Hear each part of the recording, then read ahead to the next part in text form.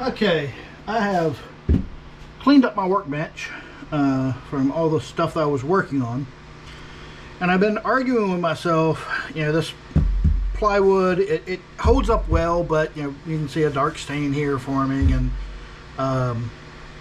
yeah, I could run a sander over it and remove most of that, but it's just going to keep getting worse and worse. Also, it's not a very durable surface. And, you know, I've been trying to think of something better to use. I've thought about putting a mild steel plate down, which would be nice and heavy, but, you know, those tend to weather to a brown color with a little bit of surface rust, even if you keep it oiled. I've thought about stainless steel, which tends to be thinner. But I actually got something for another project. I think I'm going to use it. I get it in 24 by 48 panels, which 48 is about this. And 2 foot is actually the depth of my counter already. The only thing I'll have to do is I'll have to take my vise off, mount it, and then re-drill the holes for the vise. And then I should have a nice clean surface to work on that's actually, it'll be white, so you know, things will show up well on it. It's easy to clean and shouldn't damage too easily.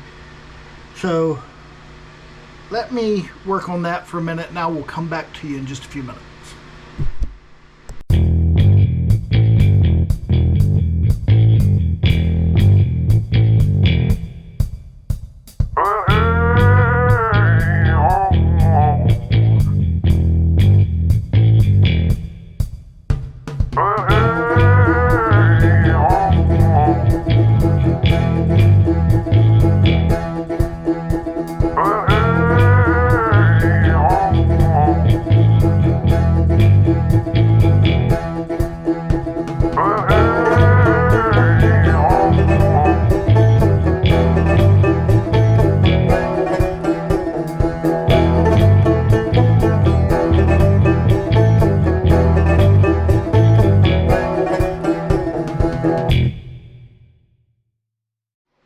Okay, I've got the space cleared now.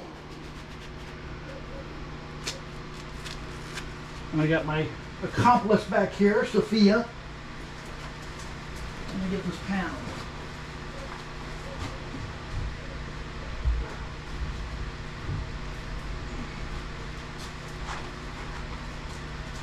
Now, I get these from Home Depot. I'm sure that you can get them from other sources as well. And I use them for quite a few different things. In this particular case, I got it to redo the molds that I use for concrete. I've run into a few problems with them, with the ones that I bought, which are, I think they're ABS.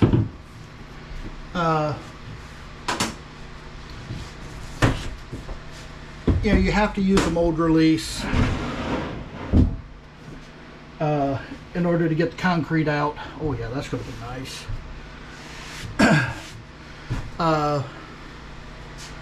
It's got a texture on its side. Both sides have a texture, okay. So you have to use a mold release on the concrete, on the ABS, to get the concrete out easily. I had some major issues when I forgot to put some mold release on the pipes that go through, and so I'm probably going to make some of my old molds, and I'm going to use this as the surfaces inside. The concrete should literally just pop right off of this. Also, I won't have to have a draft that the other molds do, because you know, whenever you're popping something out of a mold like that, it needs to have a draft angle so that the opening is wider than the bottom, so that everything pops out easily. These I'm going to actually build 2x4 frames and line it with the, this is HDPE, and that should make it where the HDPE will not be fixed to the 2x4s. It'll just be, you know, stacked in, and once I'm done, I should be able to just flip it over. This will pop out of the 2x4 and then basically all fall apart. So that's what I'm thinking about doing for that. For this, like I said, this looks like it's going to give me a really good work surface. This is a 1/2 inch thick, which is the thickest ones I can get from Home Depot. I also use these for making jigs for my table saw and things of that nature. HDPE is a self-lubricating plastic, so it slides really easy on most surfaces. So it's really good, and yeah, I think this is going to do me really well. I just need to drill some holes here for my vise to go back onto, and that should be it. And I'll screw down at least the 4 corners and maybe a couple along this edge just to make sure it doesn't move on me. But yeah, come back in another minute. I'll have it all put together, I hope. Okay, so this is one of the things I love about the HDPE is it machines so cleanly. I literally just drilled these and didn't have to do any tampering or anything to get these holes nice and clean. So they should hold up really well for me. I drilled down or screwed down the 4 corners. I may again come back and put some on the front edge here. It's pretty dang sturdy already, but now I've got a 3/4 inch and a 1/2 inch, so an inch and a quarter worth of material here. I probably will want to put something else in it just to make it a little bit more sturdy, although I'll have 2 more points here in just a minute.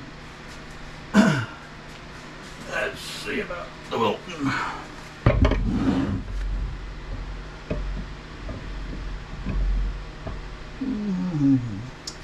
About like that. And I got one hole that's larger than the other 2.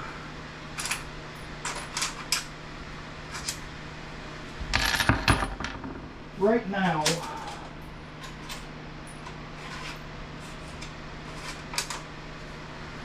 I've only got it mounted in 3 points, and I dropped one of the washers. Spot it. Yeah, there it is.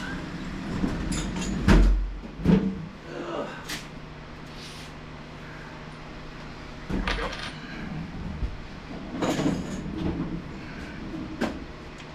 And as you can tell, I cranked these guys down. You can see how deformed that washer is. That's okay, that's on the underside of the plywood. I'll need you. And my 9/16.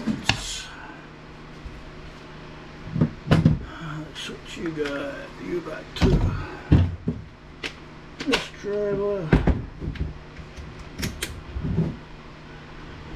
And hopefully these will still fit okay. So you got one for you, one for you. This is how I had it. I know you can't see what I'm doing here, but I'm literally just sending this screw down, bolt down.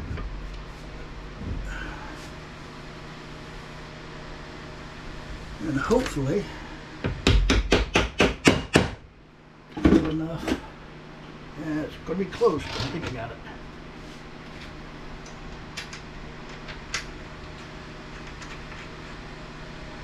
So 2 of these on this side go through just the,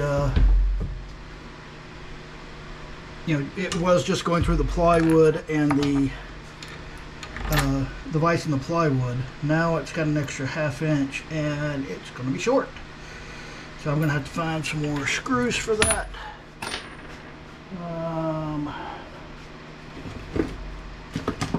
Let's see what I got here. These are long enough, but That would work.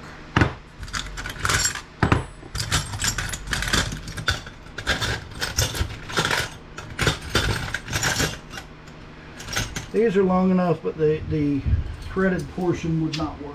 I don't believe. Oh, well, actually they do. They'll just be hanging down really long. So we'll use those. Nope, necessarily wouldn't mind using these, but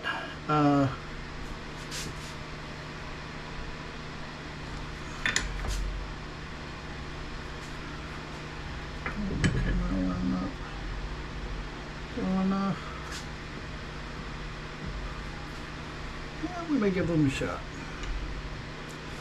just to see what happens there. Although I may have to go grab the impact gun.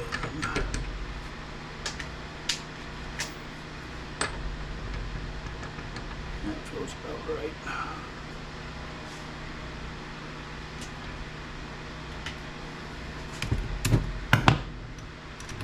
May need the impact gun for this, but we'll see.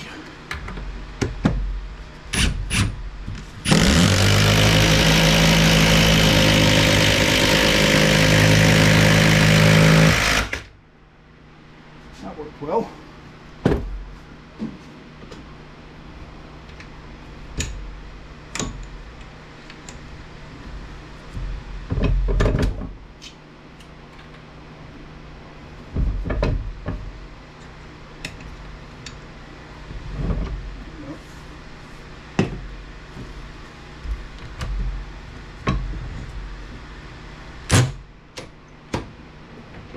That's a different size.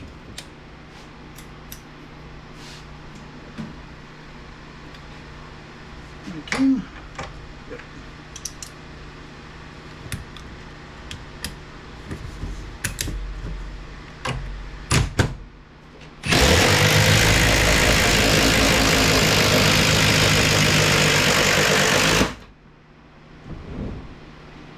Don't even need to use the bolts or anything now.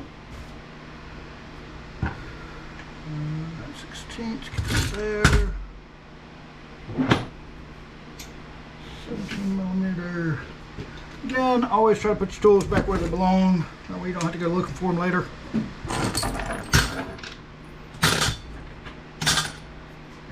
And who knows, I may need to come back and put bolts on these, but at this point I'm not going to worry about it. And we'll just go with what we got.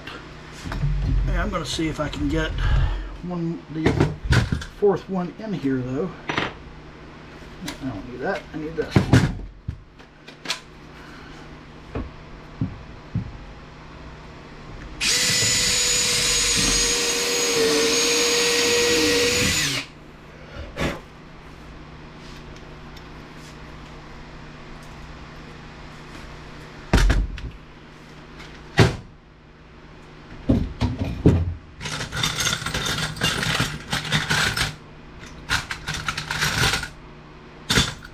Shorter one.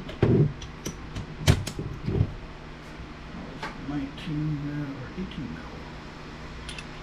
19 mil. I forget what these came off of, but I'm in the habit of reusing hardware when I find it, especially large hardware.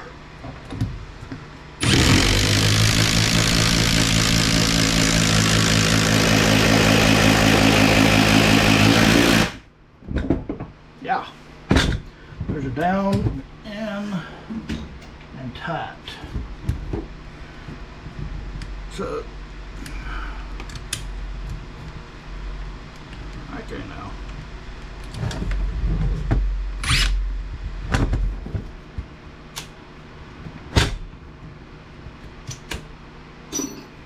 Don't argue with me.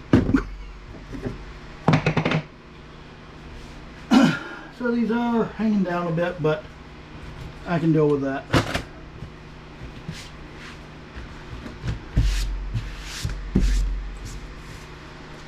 Okie dokie, so work surface is replaced. Now all I need to do is fit out the place my tooling up back up here. I may have the cleanest work surface in the shop, in the industry now.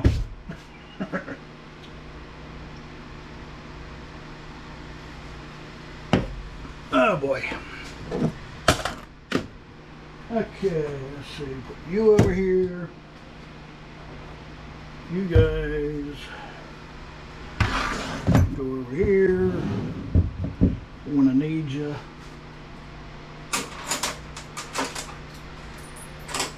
Oh, you guys, we'll throw you up here, out of the way.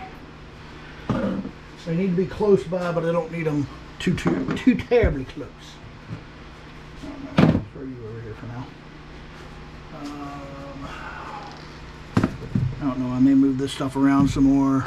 Got my little alien head here, who's my mascot at present.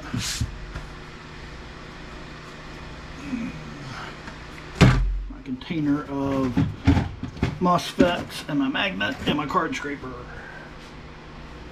So that's a nice little project build, if you will. A little something different today. And I'll show off something else that a friend brought me. I just got to find a place for it. This is an old Craftsman grinder buffing wheel. My buddy restores these, and when he gets these, they are usually rusted and not working or working very poorly. And he goes and puts a lot of effort into, replacing the bearings in them, making sure the motor is good in it, and then stripping it all down and repainting it. Does a wonderful job on this. This unit's probably from the 1950s, maybe 60s, I'd say. Let's see, Sears Roebuck and Company. That should give you an idea of how old it is. Model 397.19580. I'll have to look that up and see what it is, but it's a 3.5 amp 115 volt motor, rated at 3600 RPMs or more is what it says here. And again, it's primarily supposed to be used for grinding wheels. I'm probably going to replace one of these buffing wheels with a brass wire wheel, something a little softer than steel, but I definitely want to be able to be a little bit more aggressive than these buffing wheels will allow. So he also has the shields that go in front of these to prevent stuff from coming up smacking you in the face. I've just got to find a place for this thing around here and bolt it down so that I can start using it. Looking forward to that. And you can tell it's a refurb because it's got a nice cord on it, not what it came with back in the day. Oh goodness. So just something to show off there. Like I said, a buddy of mine in Hagerstown does these. He's actually branched out. He was only doing the grinders for a while, but now he's branched out and started doing drill presses, old vintage drill presses, and other equipment as well. It's just a hobby for him again. A lot of us just do this kind of stuff for hobbies, but it's a lot of, brings some joy, and that's all that's important. Okay, so that's it for this week. A little modification to my work surface here. If you do want to, we'll keep an eye on this as time goes on and see how well this holds up.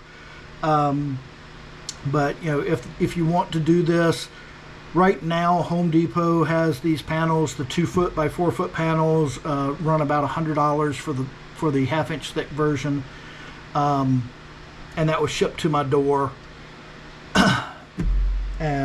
And they come in, they're really clean, they're really good in terms of the dimensions,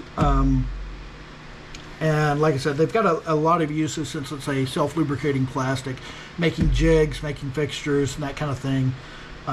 Molds, I've used them for resin molds as well as concrete molds, so it's good stuff to have on hand if you have a lot of projects that can benefit from it.